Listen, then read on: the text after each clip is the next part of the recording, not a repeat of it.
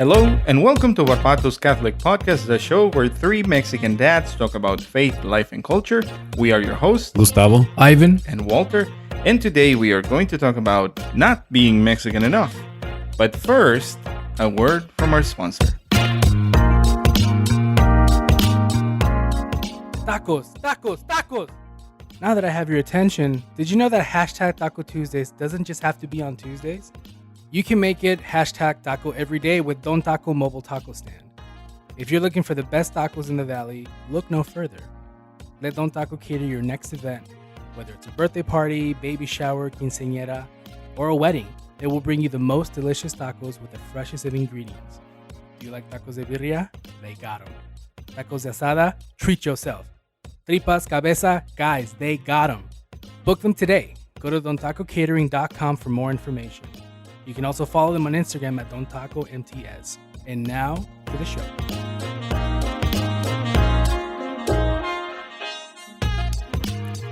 Bienvenidos, or welcome back. For those that don't speak Spanish, we were before Just like 98% of our fan base. Yeah, I know. Otto's gonna be like, "Hey, I'm the 1%. Yes, the one." He's a 1%er for sure. In this particular case, today we want to address a topic about. I think like it would be like the perfect title for my biography. Not Mexican enough. I'd buy that. Right? Mm-hmm. And it just I started thinking about this because it's been almost 10 years that I've lived in the US, which is probably less than the time that Gustavo and Ivan have lived in this country. I think Ivan, you've lived here for your whole life except for like a short stint or something, right? Yeah, I was born here and then I moved to Zacatecas for like 2.5 years. And then I came here to Arizona. So See, like you went to like 35 divided by 2. 3. That's what we were What is talking about. I don't know. It's actually I mean, 35 minus 3. I know the terms, like I understand it, but like I cannot speak in terms of what you would learn in school, like No. for math specifically. Like I never noticed, like how do you say multiplicado por? It's like times what, and then Times divided by. And I used to, for the longest time, regando el tepache gacho, like I would say divided 4. Oh, and I think it was until the time like I met Diana that she was like, oh, es porque dividido por. uh-huh. Yeah, that translates. I was translated for. Literally. Yeah. Things that I went to school in Mexico. So And she's like, "You're dividing 4? It's like, For what? For what? Yeah. 4 with what? Yes, exactly. See, so those kind of things. How long have you lived in the U.S.? Around 15 years now. Well, yeah. I mean, we just celebrated our 15th year anniversary, and I came to live here when we got married. But being from a border town, you kind of live in between, grow up on both sides, right? Because I was working in the U.S. for about 2 years before we got married. So I mean, again, you just grow up on the border, and you're kind of like on both places at the same time, essentially. And again, we dated for 3 years before we got married, and she lived on the U.S. side, and I live in the Mexico side, and literally every day I would Classic Romeo and Juliet. It was like West Side Story, basically. Exactly. She liked to live in America. Mm-hmm. Wait, how did it work that you were working in the U.S. but we're not? I had a work visa, yeah. Work visa? Yeah, okay. Temporary work visa. Like TN visa? Exactly. Yeah. That exact one. That's the one that I had before I met Diana. Mm-hmm. And then we had an anchor baby, and then, everything. There you go. But I love them. I love them. I have 4 anchors now that is weighing me down. It feels like I'm drowning. Just kidding. Just kidding. I love them. But seriously. Anyways. So we're going to talk about a little bit of how being Mexican, people have kind of like an image in their heads about what a Mexican looks like or is. But what people don't know most times is that Mexico, in and of itself, could be like 12 different countries. You know, if they allow it, like,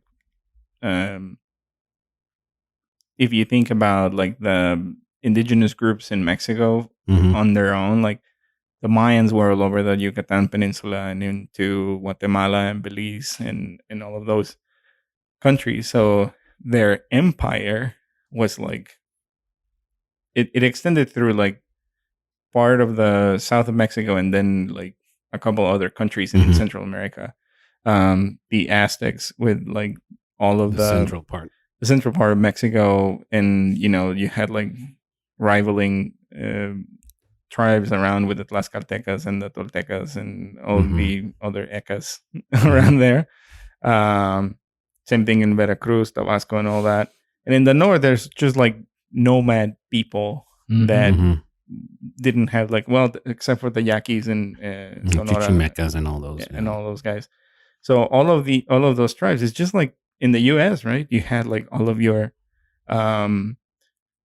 tribal groups that they had probably their own language, and they were very different from one another. Then cut to the Spanish occupation of Mexico for 300 years. Well, that started to change like The flavor of things, right? yeah. So like basically we're like a product of mestizaje. For Yeah. those that don't know what mestizaje means, it's like basically mixture Yeah, of races. It's a blend of different races and cultures.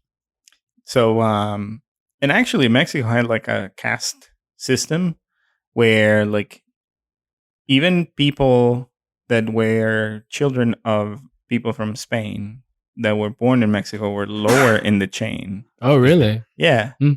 They were called I think they were like the original mestizo, that they were of Spanish parents. So like El Cura Hidalgo y José María Morelos, they were born in Mexico of Spanish parents, Mhm. but they were not considered Spanish, which is like weird to think about now because my kids are born here in Arizona, but because I am Mexican, I have my Mexican nationality.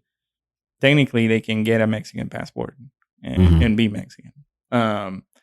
So all this to say that throughout of all of those 300 years of a mixture, you have Spanish people mixing with all of these different tribes in Mexico, and then they had slaves in the port of Veracruz, which they were called mulattoes. Mhm. So the darkest skinned people in Mexico are going to be around that area, right? And then you had people from France that had like different colonies in the northern part of Mexico because the government allowed it. So now you have all these blonde, tall Mexican Mhm. people walking around, and there are like some groups of Mennonites as well in the state of Coahuila. So there's like a mixture of all of these cultures and whatnot that not a lot of people know, and they just think about someone who is Mexican as someone from like Mexico City that is going to look a lot like an Aztec warrior, you know? Mhm.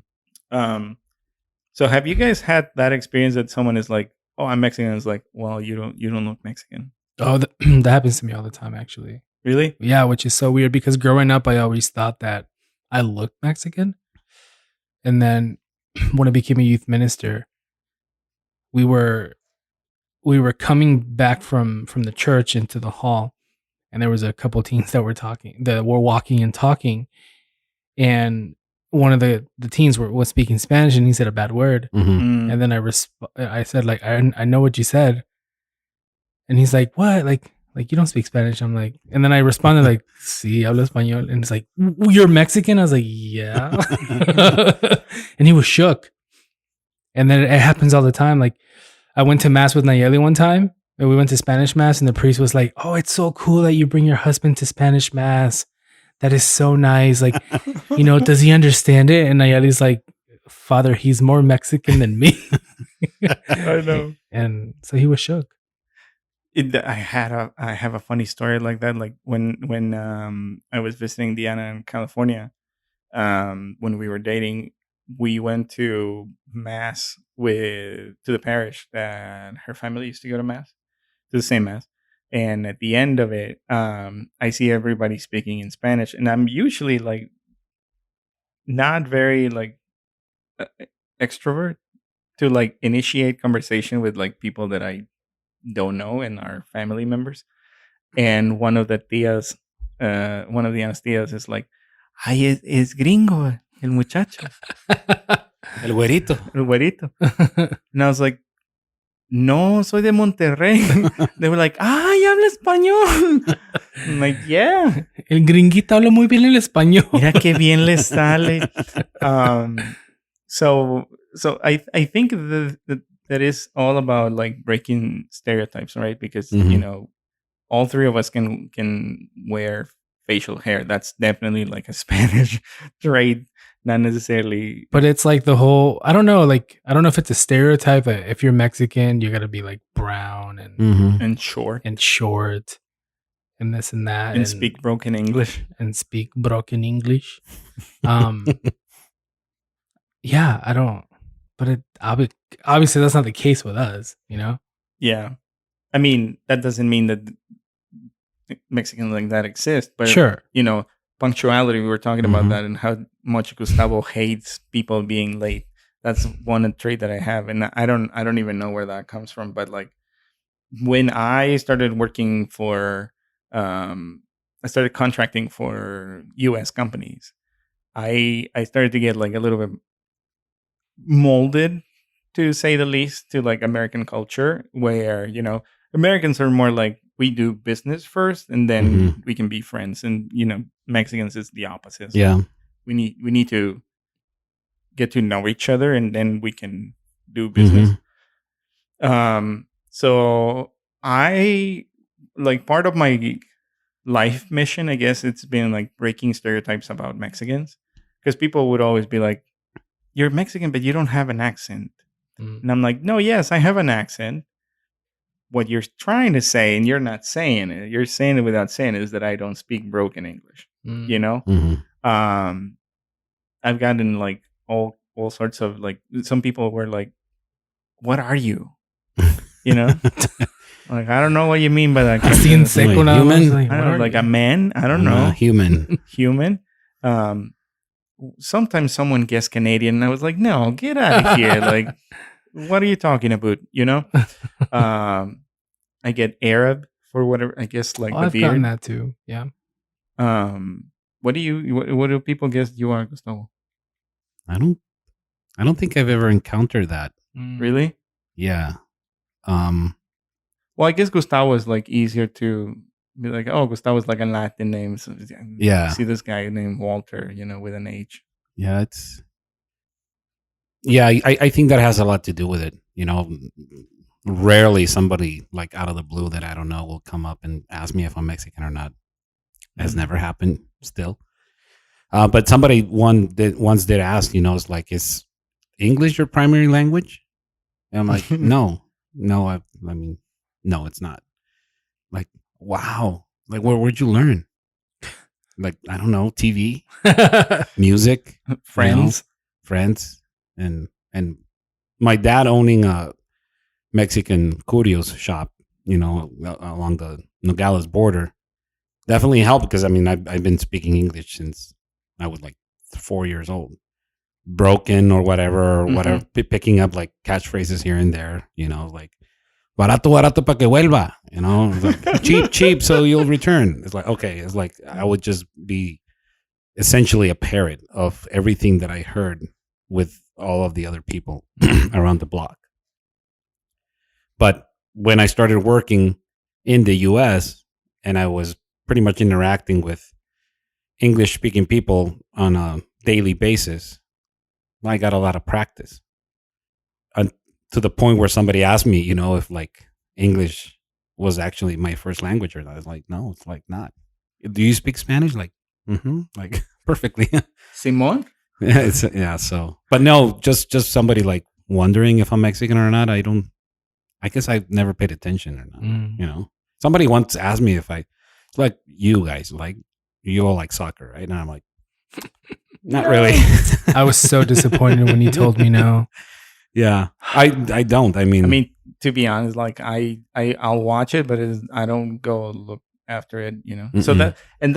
that's a good segue to what I was gonna say next. That you know, even when I was living in Monterrey, like I wouldn't be like your typical regio, which you know is someone that Friday afternoon they're like starting the charcoal grill because it is like religion there to like make carne asada on the weekend, and you know pump the music all out and whatnot. go to the soccer stadium Mhm. every other week because there's a game going. Liguilla, la liguilla. Yes.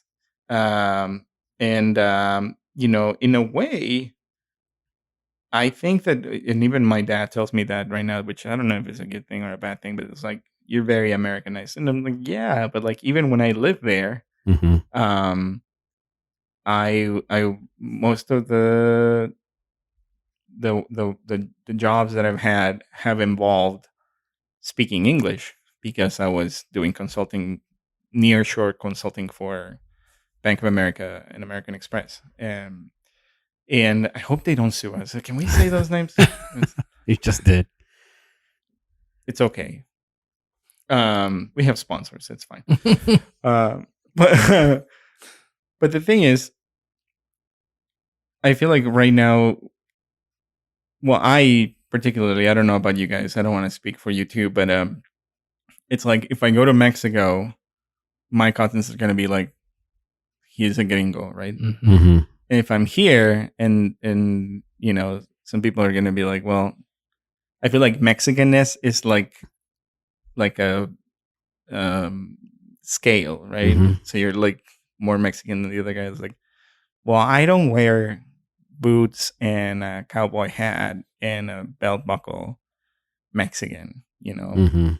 I'm like the guy that buys clothes at Costco because it's cheap and affordable. And like assimilation, like how I guess the main point of this episode that we wanted us to like maybe people that are in the same boat as we are, Mexican dads living in the U.S. trying to raise children in between the two cultures. Like probably Gustavo has a head start on this because his girls are older. But like, how do you balance like putting aspects of Mexican culture and American culture in your girls so that they know about both countries? About both countries. That is a great question, and I'm the worst one to answer it. Because if I go back to the way I was brought up, again, growing up in a border town, we got like all the U.S. channels on TV. I've always been drawn more to like American culture than Mexican culture. From everything from movies to music to sports, everything. So for me, the highlight of my week was like Friday night watching TGIF because I knew I was going to watch like Full House and Family Matters and like Step by Step and all the shows that I really thoroughly enjoyed and that taught me life lessons. You know, Danny Tanner was like my second dad. Dude, the episode where DJ Tanner has anorexia, I was like, oh my goodness, this is so real.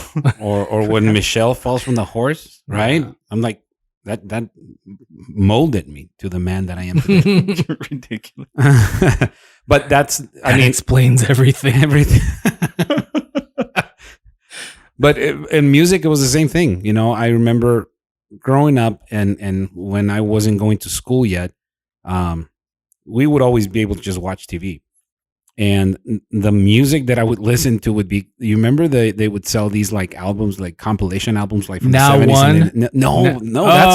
That's like new. 90s. That's like 90s. Yeah, no, that's I'm like- talking yeah. 80s, like compilation albums from the 60s and the 70s, like I know what you're Beatles talking or about. like Three Dog Night or Yeah, yeah, you know, yeah. the Doors and all would that watch stuff. those infomercials. I would, Dude, they were the I would, best. it would be awesome. And that's where I was. And then I started 11 listening. p.m. You can't sleep. I started listening to all these songs like in the movies that Mm. I'm like 10 years old and I knew all about Frank Sinatra and stuff like that. Cut to starting to date Caro, right? Like maybe like 20 years later. And I'm like, Pedro who? You know, because she and her family love Pedro Infante That's my boy. and all the Mexican movies and black and white and Cantinflas and all this. And that stuff was like never on. Because my dad they just didn't have it on. My dad is also the same as me. You know, he would always watch U.S. sports, you know, the NBA, the MLB, and everything. Movies in English. He would always watch like movies in English. I don't remember my dad sitting down and watching like a Pedro Infante movie. So it wasn't part of the culture at my house. So I didn't grow up with it. So to answer your question is like, in my house right now, I think it's a good mix because Caro does have all of that Mexican background of those cultural environments that I wasn't privy to. Yeah. And I started appreciating it when I got married and when I started sharing a life with her. I'm like, oh, okay, I get this. You know, so she is more of The bridge. of that bridge. Yeah. Mhm. I am guilty of speaking a lot more English than Spanish at the house. Same. And the girls have caught on more English than Spanish. They understand it and they can speak a little bit more, the older one than the younger one. It still surprises me Yeah. when Ana Lucia starts speaking Spanish. I'm like, wait, Mhm. what? What did she say? I need to do like a second take. Yeah. Frida once said, Mom, I keep eating beans, but the Spanish just doesn't come out.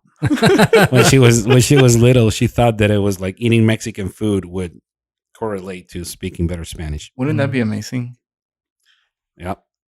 That's crazy. Do you have things that Nayeli and you are trying to do? We really suck Yeah. at speaking Spanish to the kids, for example. Yeah, you know what? We're very bad at speaking Spanish to the kids. I wish we were better. Not that we completely just talk English to them.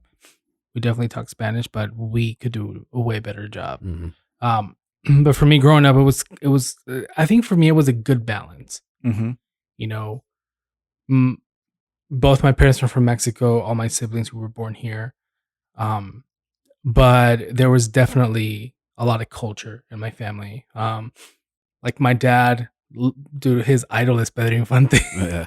So like I grew up watching Pedro Infante movies, listening to his music, tamborazo. Like that's like my culture. And Describe tamborazo. tamborazo. It's like, how do you explain it? It's like a So the instruments that are in the orchestra kind of. So it's like you have a drum, you have a what do you call the bass? ¿Cómo se llama el tambor?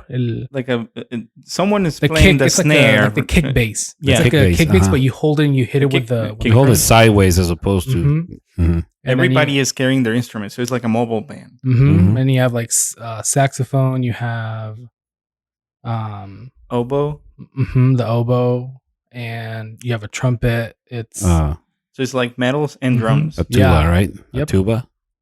mhm, Bom, bom, bom, bom, bom. exactly. So I grew up with tamborazo, and then but my dad like AC/DC, Metallica, all that. So Mhm. like, so I definitely feel like I had like a good balance of both cultures, and even now, like I don't know, like I love being Mexican. I love my culture. I think I did follow, I did watch more English TV and listen to more, obviously English music and sports. I'm a big baseball fan, NBA, NFL, all that. And then you have Nayeli, who was born in Mexico, but she was brought here when she was like a year and a half or 2 years old. So like this is all she knows. Like, but she still grew up in, her family's from Mexico City, so she grew up in that culture as well. And even though like she doesn't remember Mexico City, but like I feel like just being around her family, like she knows what it is. But she's definitely, I think, like we're both more Americanized. And we definitely we do like we try to teach it to the girls. We don't always do a good job, but we do try to speak Spanish to them a lot.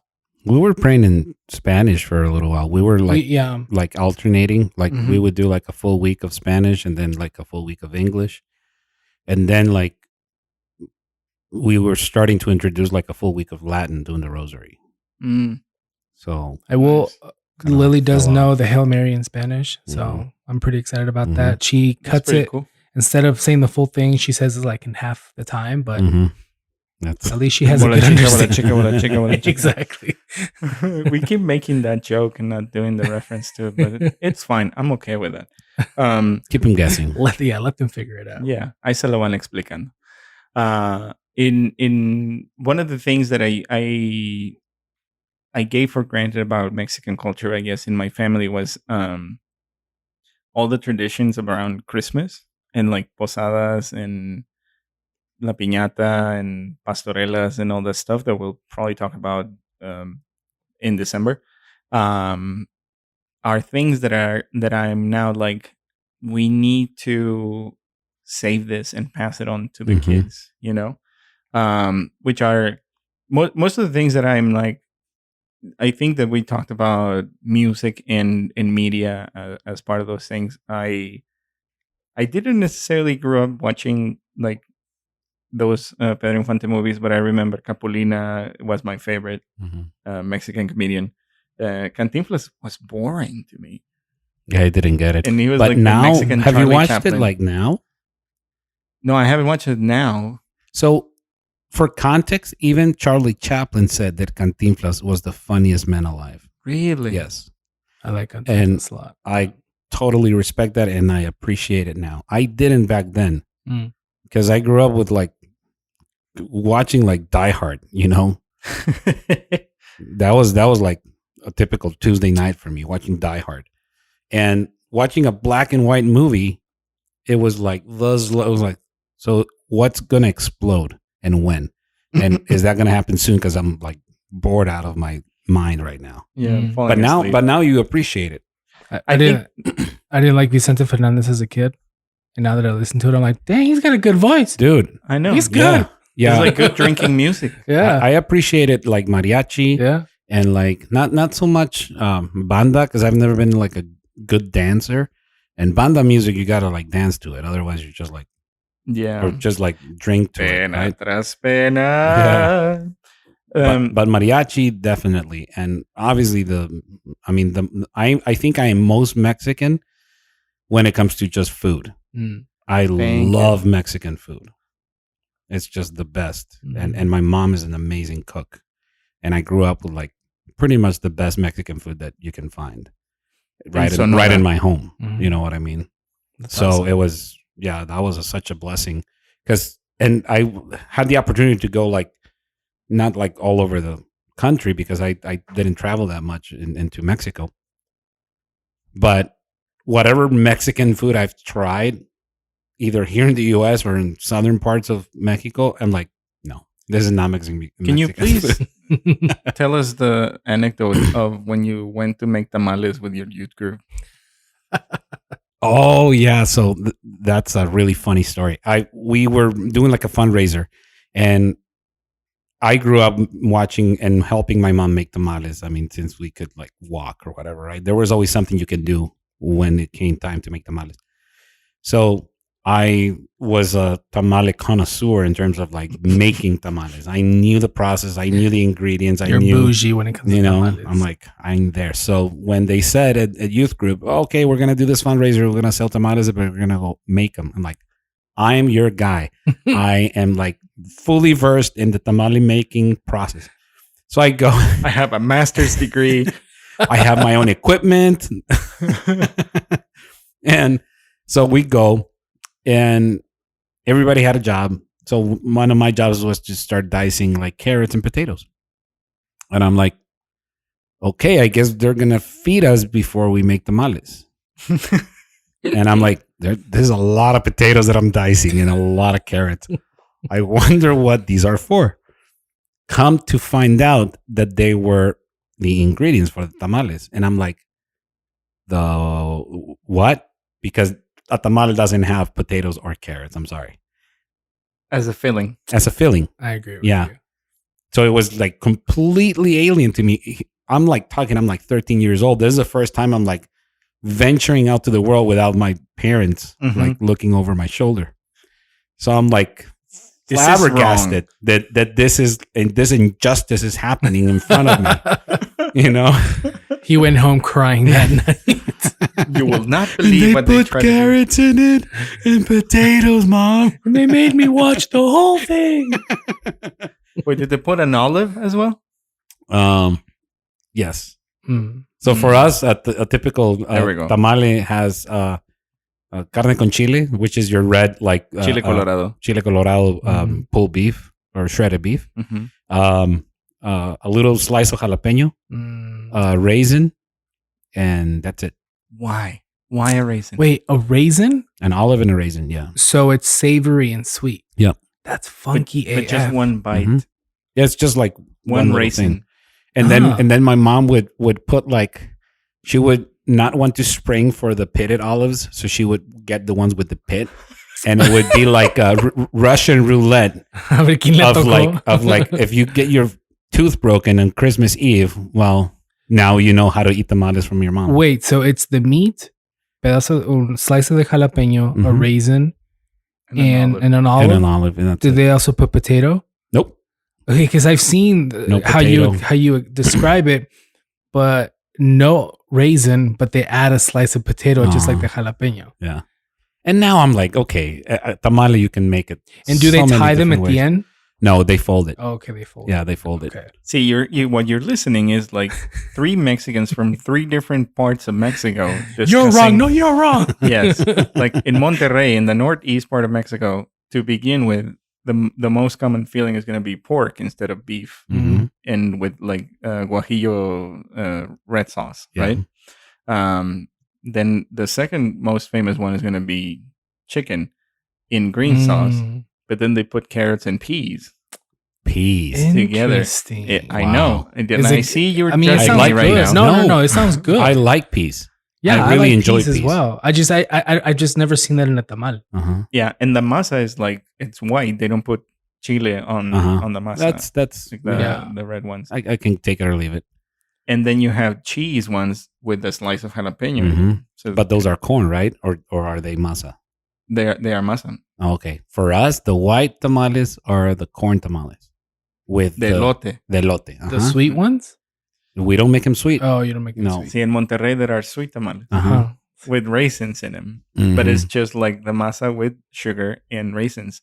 But then you cut to Mexico City. Mm-hmm. Mexico City, they're gonna be like, well, in Monterrey they're very skinny, and you can eat like maybe 5 of them. In Mexico City, it's more volume Mhm. than anything, Mhm. and then it's like everything is cooked already, and they just put like a spoonful of green or red sauce Got it. and a pinch of chicken or beef, Got it. Got it. right? And they are like maybe the size of a fist, thick, wide. And That's a that's thick like the tamale Mexican right power there. bar, right?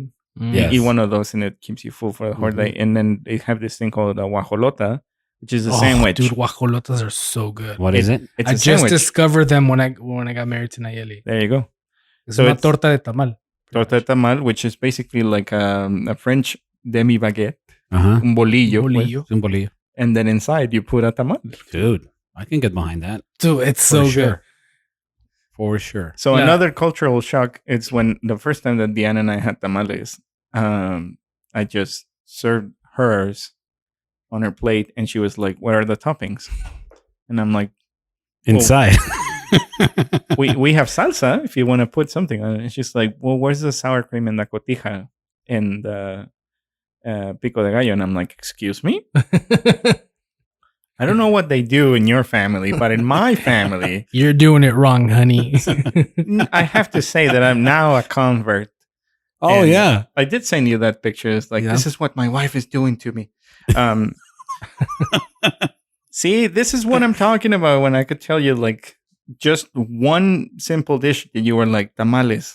I know this thing. No, you don't. Because you can drive like 2 hours in any direction in Mexico and they're going to be slightly different. It's like the quesadillas. We come back to the quesadillas. Let's not get Let's not into touch that. No, we're not going to quesadilla. get into that It's anymore. going to get but- very heated, and I feel like Nayeli and Gustavo are going to have like a problem. Exactly. But anyways, we deviated. We're always end up talking about food, which is people are going not to a be bad hungry thing. now. And I'm not saying that it's a bad thing, but going back to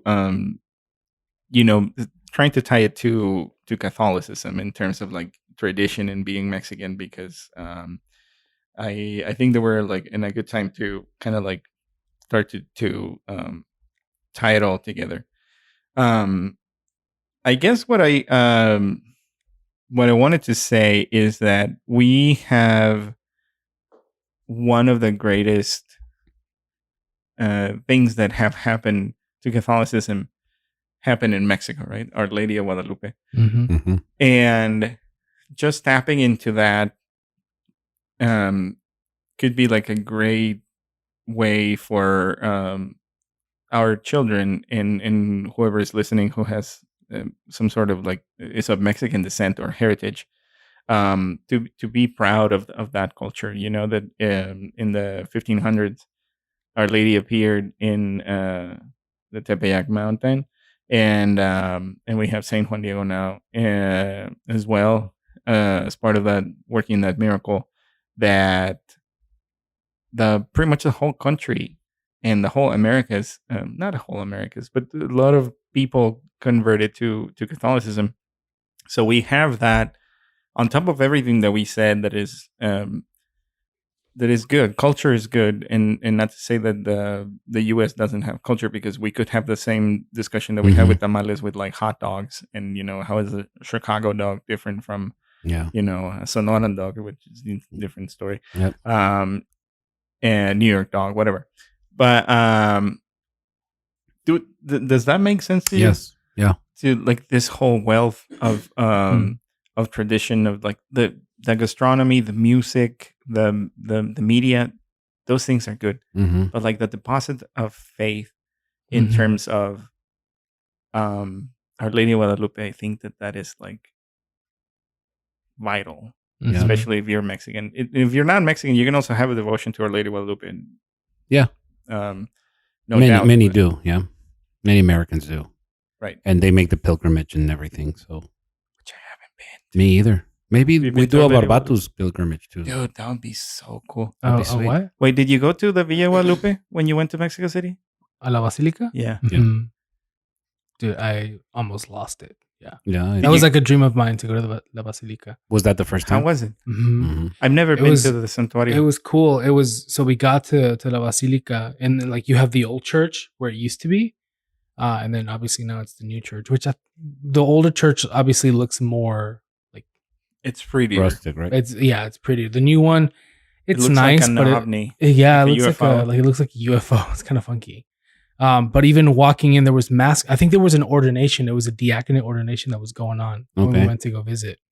But like even before I get to the door, it's like I could see through the door, and I can see Our Lady. I'm like, oh, wow, like, Mm. that's it right there. And then I walk in, and you go like to close to where the altar is, but it's on the side, and then you go down these steps, and then there's like a little walk where you walk.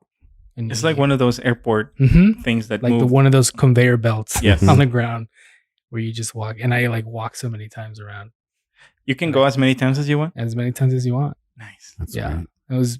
It was so cool because I mean, just thinking like that's the actual tilma Yeah. that Juan Diego had, and Our Lady is now on it, which I think this would make a good episode. to do. Oh yeah. Oh yeah, like no, a we're separate sure. episode on Our Lady Yeah, Guadalupe. for I think sure. it's so We're gonna important. make it. But yeah, man, it was. If I recommend everyone take a pilgrimage out there because it's beautiful. Nice. Mhm.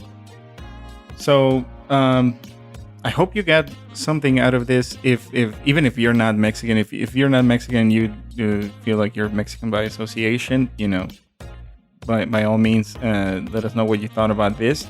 And while we keep discussing if quesadillas have cheese or not, we want to thank you for listening to this episode of Barbatus Catholic Podcast, the show where three Mexican dads talk about faith, life, and culture. If you like the podcast and want to help us out, there are several things that you can do. You can subscribe, rate, and review in Apple Podcasts, subscribe, like, and turn notifications on YouTube, and you can share the podcast with your friends and family. Now, if you really like the podcast, you can buy us a coffee, literally. If you go to buymeacoffee.com/Barbatus, you can caffeinate us. And if you buy us a coffee, you automatically get a shout out in one of our episodes. And if you don't like the podcast, well, just keep it to yourself and let others make their own mistakes. We are on Instagram at Barbatus Catholic Podcast. You can email us at hello@barbatuscatholicpodcast.com. And on the web, we are at barbatuscatholicpodcast.com, where you will find the show notes for this episode and more. And bless us, Casey. Pray for us. Until the next time.